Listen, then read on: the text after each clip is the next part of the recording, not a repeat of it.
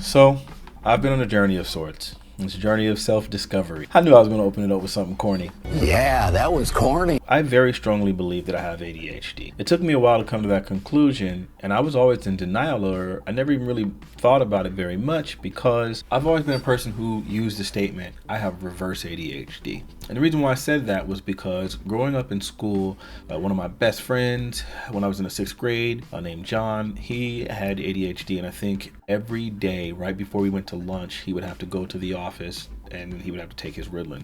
I always thought it was about these unruly people who couldn't kind of sit still, couldn't focus, etc., etc. And I was like, oh, well, I'm the exact opposite of that. I focus more than everyone else. So I used to tell people all the time I have reverse ADHD. Whenever I tend to start doing whatever the things that I'm doing, the rest of the universe disappears, and I believe that I can only focus on that thing. After a while, one day someone started talking to me about hyperfocus. I had never understood what hyperfocus was. So hyperfocus is an intense fixation on an interest or activity for an extended period of time. People who experience hyperfocus often become so engrossed they block out the world around them. Children and adults with ADHD often exhibit hyperfocus when working intently on things that interest them. And that describes my life. Well, of course I know him. He's me.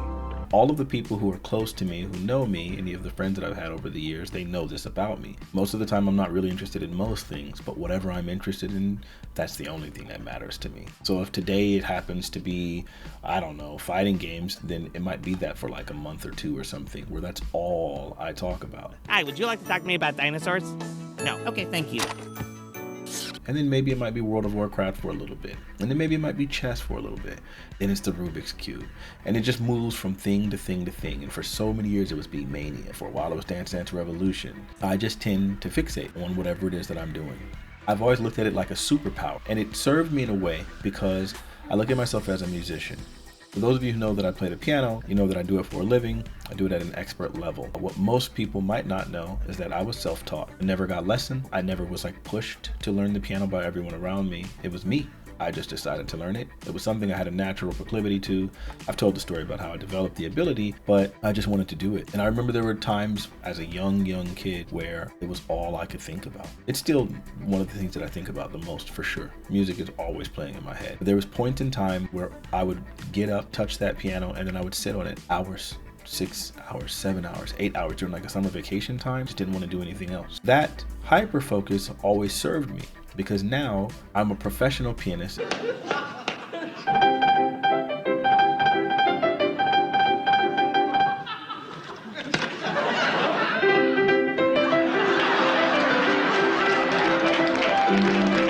And I get paid to do what I love doing. I know that that skill came from all of the work, training, discipline, and the practice that I put in. When someone sees me play the piano, I don't look like a person who taught themselves. I look like someone who's been doing classical music for years or who has been playing forever. What I have is I just have this talent that I developed from my training. It was an uncanny ability. Then we fast forward to something like fighting games, right? Where I was playing fighting games for so many years at a competitive level, but I was using a controller because my method for learning fighting games was in training. Whereas everyone else were in these hubs in like New York or in the Midwest, Los Angeles. I'm in the middle of Lancaster playing freaking fighting games against my brother Johan for a while.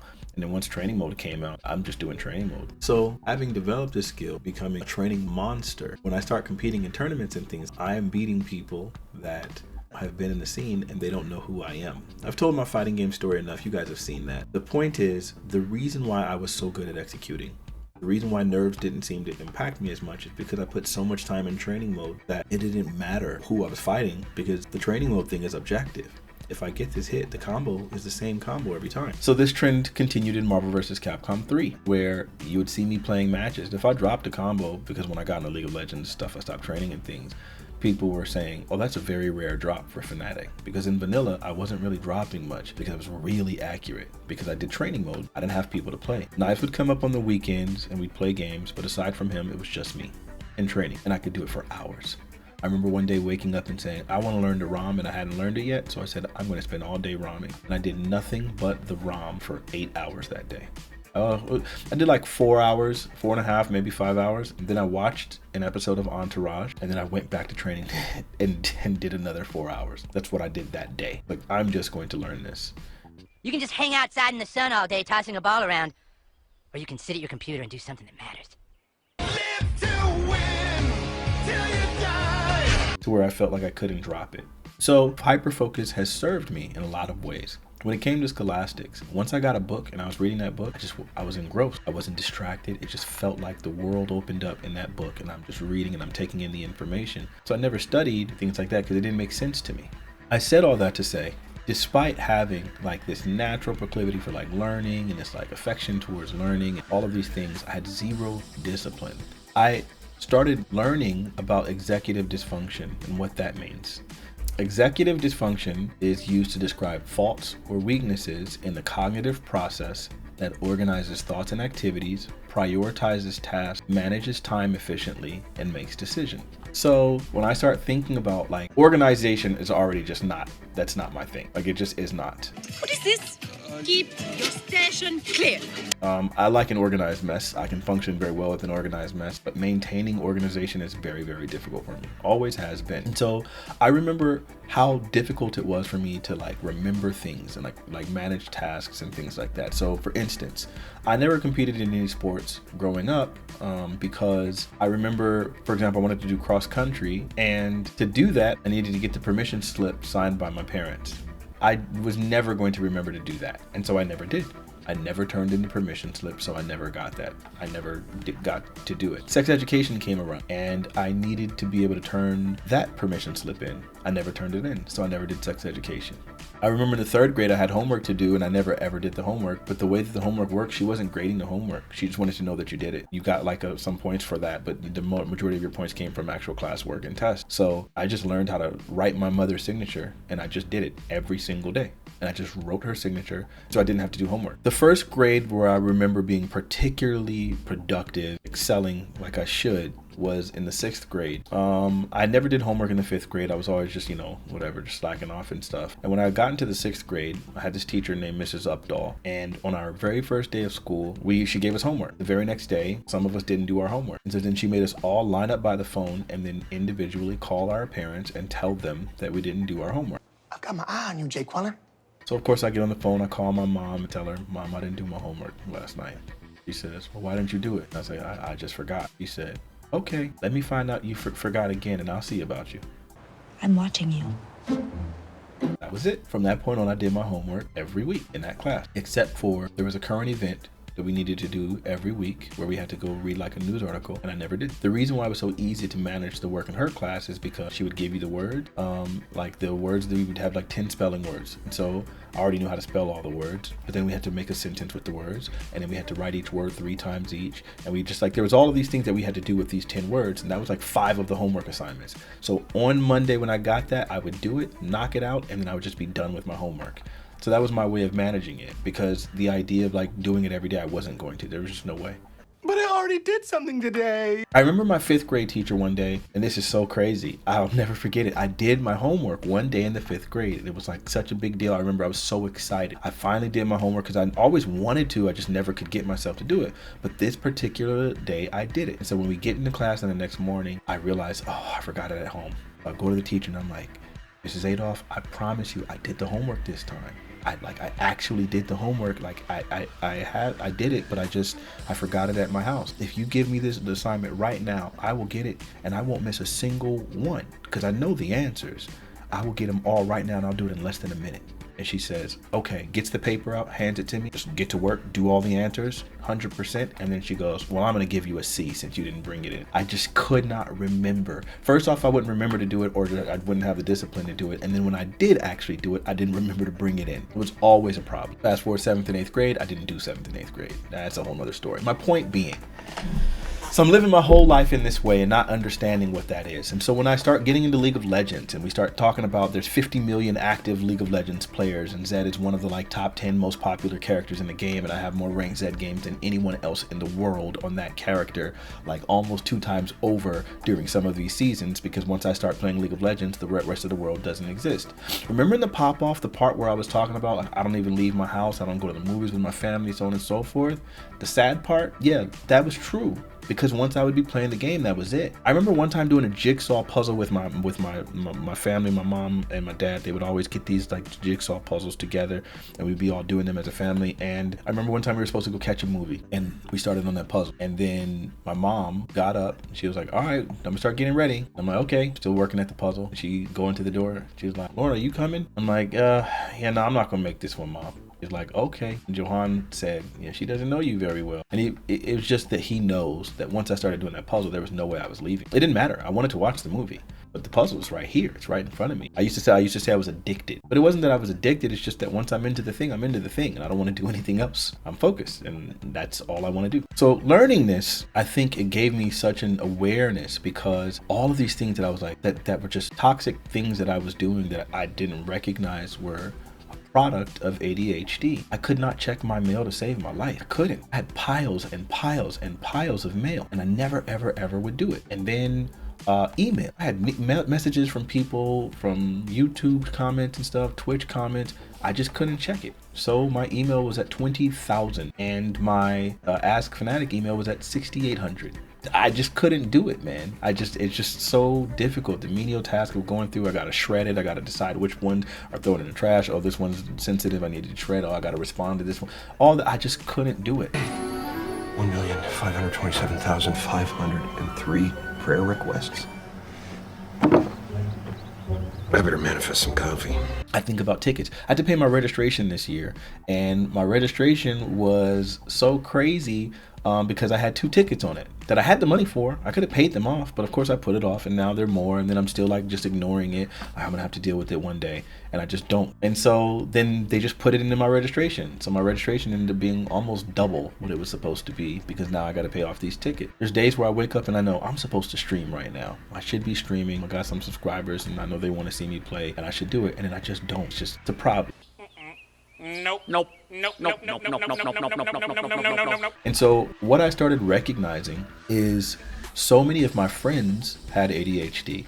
A bunch of my friends started getting tested and getting diagnosed and things like that. I had a core group of people, some of my closest friends that I hang out with in Discord, that I talk to on a regular basis, they started getting diagnosed. One of them, he knew something was wrong, but he just went ahead and finally got diagnosed, and it was like, "Yep, and I have this." And he started describing it, and I was like, "Oh, it kind of sounds like me to some degree." But then we had differences.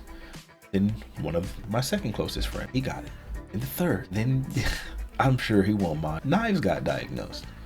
And so then it's like, man, all of my close friends all have ADHD. And it just started hitting me. Open your eyes. Like, oh my goodness, it makes so much sense, because the people who function like I do are the people that I'm more able to get along with. Because if I'm on a hyper focus and then somebody decides like, "No, I'm good and bored, I want to do something else," it's like, okay, we'll go do that other thing, and then after that I probably will never want to do that thing with you again, because I know that when it starts getting good, or just when I'm into it, you're not going to want to, you won't have the stamina to keep up. So then I just don't want to do it with you anymore. Check, please. So then those kind of people I don't tend to hang around very long. So the more I started having this realization, it was clicking. And so one day I recently had a birthday, and I decided to spend it in Vegas. So I went to Vegas, I spent some time with my friends there, and then to Arizona with Matt and Heather. And while I was there in Vegas, I'm talking to one of my boys about one of my closest friends, and I'm saying, "I'm pretty sure he has ADHD." And he doesn't really believe in ADHD. And the more we start talking about it, I'm explaining to him what ADHD is, because he's like, "I don't know much about it, but I don't really even know if it's even a thing." I'm explaining it to him, and he goes, "Oh, okay, then that does kind of make sense." I'm like, and here's how it functions. And I just started describing aspects of my life, but knowing that my friend would have experienced it too, because he has ADHD like I do. And the more I explain, the more he starts saying, "Okay, yeah, you're probably right, he has it." And eventually he gets to the point where he's like, "I'm 100% convinced he has it." You son of a... I'm in. That day we go and we pick him up, and we go get lunch and breakfast and something, and then we drop him off, and then he calls us right away, and he's just like, "Hey, I need you guys to come back." And we're like, "What?" And he's like, "Okay." So we come back, and he's like, "Yeah, I left my wallet in the car." And so he starts laughing. He's like, "You can say it." And I'm like, "Yeah, you know that's ADHD." And my other friend is laughing. He's like, "Yeah, dang, I think you are right." And more and more I start describing, he finally, "Okay, I'm 150% sure he has it." and because we have all these similarities, and I'm describing all the things to him and why they're dysfunctional, why it happens, what the solutions are, because I know it for myself. And the more I explained, the more it made sense. So then it gave me the mentality of starting to try to develop an accountability partner. So I talked to my boy, and I call him up, and I'm like, "Hey, I want to do the mail." And I just asked, I said, hey, you got a bunch of mail backlogged, right? And he goes, yeah. Of course. He was like, it's almost embarrassing. And I was like, okay, good, because I do too. So we should do the mail at 5 o'clock. I said, yeah, because I saw this video where they talked about doubling, where it's like, if you're doing something with another person, it's so much easier to focus for ADHD people. Just doing a task that involves another person. Wonder Twin powers activate! That makes you able to do it as opposed to doing it by yourself where you're likely to get distracted or just not really feel like doing it. That accountability helps a lot. So I was like, hey, let's do this. And he's like, okay. So we go and we do it and we start knocking it out. Eventually he had to go, but he got most of it. And I told him, hey, I can see my desk. And he was like, oh yeah, I see my kitchen table. And I was like, man, it's just crazy. So I already knew that he didn't really do his mail like that just because I know about how ADHD impacts people. And I knew that my friend in Vegas didn't either. And I told him, and then he was just like, yeah, man, he does an adult. And I'm like, that's not really what it is. I'm explaining it. We got a ticket that weekend when I was still in the explaining phase. And so my other friend was going to deal with it. I said, hey, don't let him deal with it, because if you let him deal with the ticket, he's going to forget that it exists. And then it's going to like double in price and triple in price until it becomes a really big problem, because he's going to put it off for months. So you have to deal with it right now, or you can just deal with it whenever you have the time, but don't let him do it. And he just starts laughing because he's just like, wow, I've had so many tickets do that. And so the more we're talking, the more it starts to become crystal clear. So when I see it in all of my friends and I see it in all, whatever, and it just started really, really dawning on me the impact. And so what it did was it motivated me. It made me say, okay, if I see it in him and I see it in different friends, then I gotta be more productive. So when I started the mail, it just, everything cascaded. Because from that point, I was like, okay, now that I did the mail, let me start unpacking these boxes.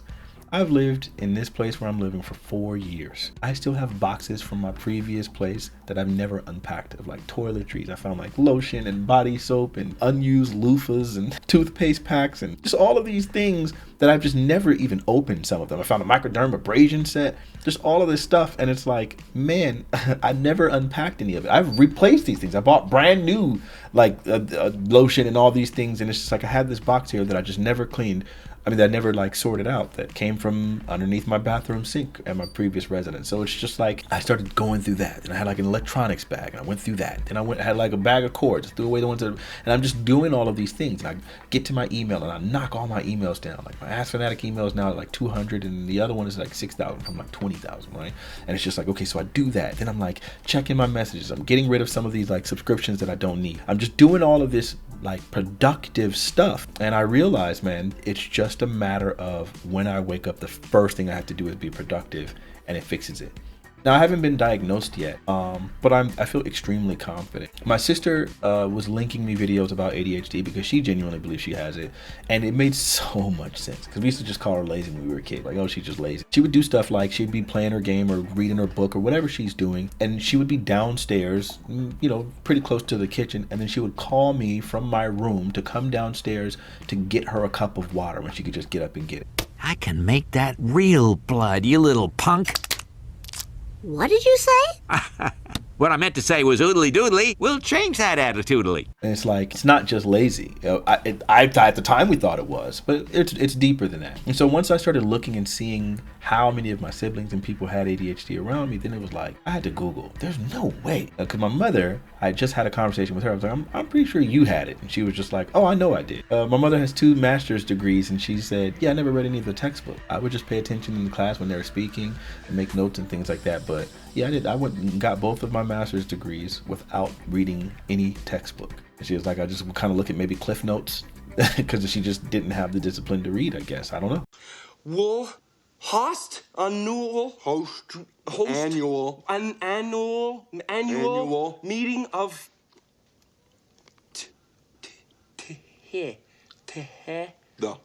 And I remember when I was a child, and she said she first became a Christian. He started reading her Bible, and she would like read a line or two and then just jump to the end and be like, oh, go back up, jump to the end. And so she was like, it took her so long until it took just all force of will to decide, I'm going to read each individual word, and I'm going to get to this chapter. And that was another thing, as I always said, I don't believe I had ADHD, because if I want to do something, I can do it. If I decide, like, for example, if I'm not the most organized, but I decide today I'm going to organize, I'll do it. If I really, really want to do something, through force of will, I can make myself do anything. Even the things that I normally struggle with. I can make myself check the mail. I can make myself get up and cook. I can do what I need to do, but it just takes so much willpower and determination. And that's part of the ADHD thing, because for other people, it's just, oh, I need to do this, I'll go ahead and do it. For me, I have to be, it takes effort. I have to dedicate myself to, I'm gonna do it. Otherwise, I'll keep putting it off and making excuses. I made a post on Facebook about it a while ago, a couple years ago actually, because I started realizing like some of my exes and stuff, they got very offended at my lack of responsiveness and like text messages, because I hate text messages. I hate group text. I hate messages in general. I hate notifications. I hate it all. We'll call you. Did you have my numbers? No, I mean, we'll call you. Like someone will call you. I hate anything that's supposed to give me my attention, get my attention. I really do. I just hate those things. And so in text message right now, I have like 542 texts that aren't looked at. And notifications on my phone. I remember showing it to Knives and him saying, "Oh, that just stresses me out," because it's just so many, and it's just so much of it is useless. And I'm just it's just useless information at this point. I think having a conversation and realizing that my friend in Vegas had it, that's when it just gave me the inspiration. Because he's still doing well, he's still a good guy. All of my friends are really doing well and they're functional.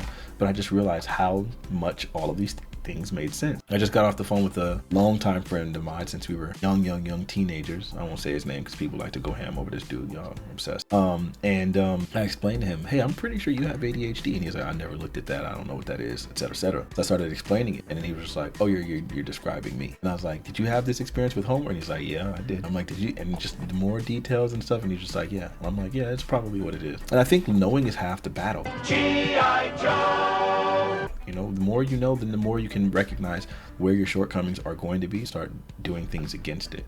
It's a rather long video, but I don't know why, for me, I don't feel like there's a stigma attached to it. It's just a state of being. Oh, so after I discovered the thing with my sister and my brother, I decided, wait, hold on. I know too many people in my family that have this. This is crazy. So I decided to Google it. Is there a genetic component to ADHD? And I find that they said something like 70 to 88%. If you're a parent that has ADHD, there's a 70 to 88% chance that your child will have ADHD. So then it was like, okay, now it makes sense. Because otherwise, how do so many people in my family have it? And of course, they function in different ways and different degrees. And I started looking at like some of their personality profiles. You know, the J types are extremely strict with like orderliness and all of these kinds of things. And then the P types are very much not, and gotta play by ear. And it just made so much sense. I shared this video because I think in sharing my experience, I think some people will understand and recognize that they had those similar experiences.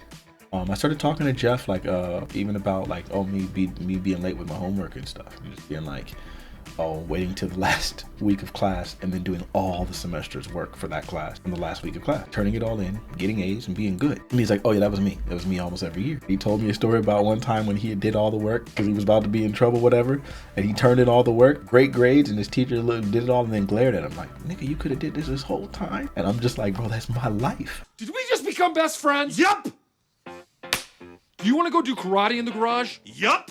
So if some of those experiences are similar to you, because again, one of my brothers, the way he graduated high school, he enrolled in college, started taking extra classes, extra after school program, all of these things, doing all this catch up work in order to graduate on time, because he had been slacking off. But it never was challenging for him. He was just bored. And you'll find that for a lot of people that are just bored, it's not just that you're just bored, it's also attention deficit disorder. Because bored people will still stick through and just do whatever the assignments that are given to them, regardless of how boring they are. I feel like ADHD people have a bit of defiance in them, like, I just can't make myself, I'm not gonna make myself. And that, of course, has been my experience my whole life. I'm saying all this to say, I think understanding ADHD would help a lot of adults. And I'm not insane. My mother had me tested. Because probably a lot more people have it than realize. My generation is significantly more focused on things like mental health and things like that. Whereas older generation would have just said, nah, you're lazy, and gave you a spanking and told you get it together. I'm going to get tested. I will let you guys know the results to confirm what I'm like 1,000,000,000% sure of. And then I think I'll continue on this journey and I'll keep on sharing with you guys, because I think there's going to be plenty of people in my circle and people who watch my content that know exactly what I'm talking about. Look up ADHD and hyperfocus. Look up ADHD and executive dysfunction. Watch some videos on that and see if it doesn't make sense to you. It's like mind-blowing. But once you know, you can do better.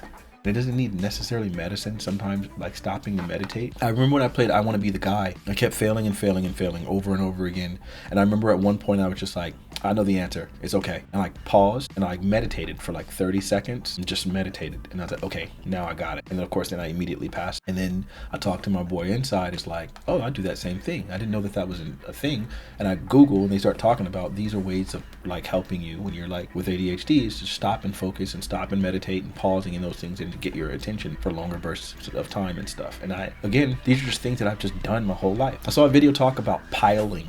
And I was like, wait, what? I think I might just share that video with you if I can find it. But yeah, in it, there's a part where they said, oh, you're cleaning it. She's like, no, I'm not actually doing it. I'm just piling. It's where it gives me the feeling that I'm doing a thing, but I'm really just sorting it into piles so that I don't have to actually determine where I put everything. And it blew my mind. I was like, oh my, I didn't know that was an ADHD thing. As she made that statement, I just looked pile. And I was like, oh, damn. Now I see it. Now I see it. It makes so much sense though, because yeah, if I don't want to actually deal with the thing, but I don't want it to be in complete disarray, then yeah, I organize it into a pile and then leave it there and then forget about that pile or start to ignore that pile. It just becomes one with the room. That's the pile and I just leave it there. You know what I mean? And then now I'm never going to think about it again. So I want to hear in the comments if any of you guys understand what I'm talking about, if you've had similar journeys, because I think ADHD is more common. They say it's only like 10% of the population. I think it's way more common. Obviously, self-diagnosis is kind of crazy because you do need a certain level of self-awareness to even be able to do that. I remember being gaslit by my boy inside who was just like, nah, I'm not gonna claim this. I'm not believing this until I get diagnosed. No, God! No, God, please, no! No! No! No! Bruh, what are we talking about? Like, nigga, come on. Like, we gotta know. And he's just like, nah, I'm not, nah, until you get diagnosed, you don't know. And I'm like, come on, bro. This should be peer reviewed at this point. But either way, I think it's a thing. I think it could be a superpower. I think it leads to certain talents in certain avenues. I can do research. When I'm like researching something, I'm researching, and that's the only thing I can think about. When I'm practicing the piano, I'm thinking about it. When I'm composing music, I'm so into that song during that time that it just allows me to complete so much. I think hyperfocus can be great. It's just you got to make sure that you have all your ducks in a row so that you can make the best of it. Let me know your thoughts on this. I think we should start a dialogue around ADHD. Peace. Escape and float into my